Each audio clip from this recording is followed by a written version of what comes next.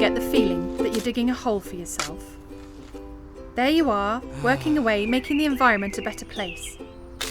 And as you work, you're learning all this really great stuff about how to do your job. So the next time a particular challenge comes up, you can do it better. But what happens if you stop to consider what you know, what you've learned through all that doing? What kind of perspective does it give you?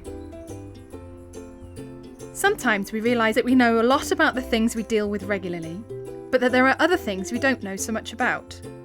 And we realise that, in a tricky situation, there is other stuff we could really benefit from knowing. Maybe geography has got in the way, or maybe it's that we've been too busy working in different teams, structures, hierarchies. It's all too easy for organisations to become disjointed. We might all be doing our best work, but we can also get stuck on our separate knowledge islands, not knowing how to access what we really need.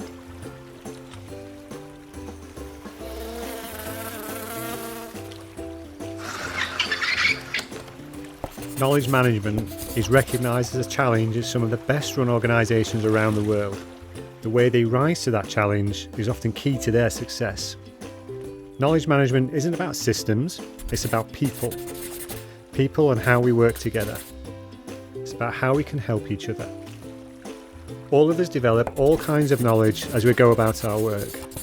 But what if we could find ways to capture it in ways that make it easier to access, easier to share what's important? There are computer systems and IT tools that can help us to do this, of course. But knowledge management isn't just about managing information, it's about sharing knowledge, understanding. What does a bee do? Well, we might say it gathers raw data about where the good nectar is.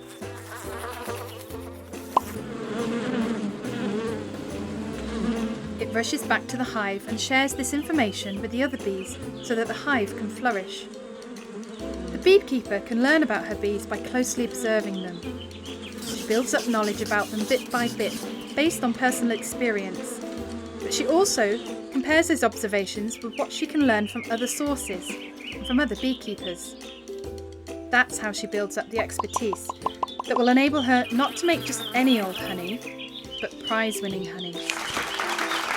And if she passes that on to others, her friends, a team perhaps, they'll have a great head start on becoming experts in their turn. Knowledge management done well means we can collaborate better to innovate better. As colleagues, we can teach and learn, share and respond, and cultivate the expertise that will enable us to serve our partners and our communities more effectively. We can start by building bridges, by communicating, sharing, and learning from others. Whoever we are, we can all do this better. Rather than being satisfied to work well with what we already know, we can build connections, networks that enable us to know more. This might be with people close by or people across the organisation. And maybe, just maybe, these exchanges will be fun as well as useful.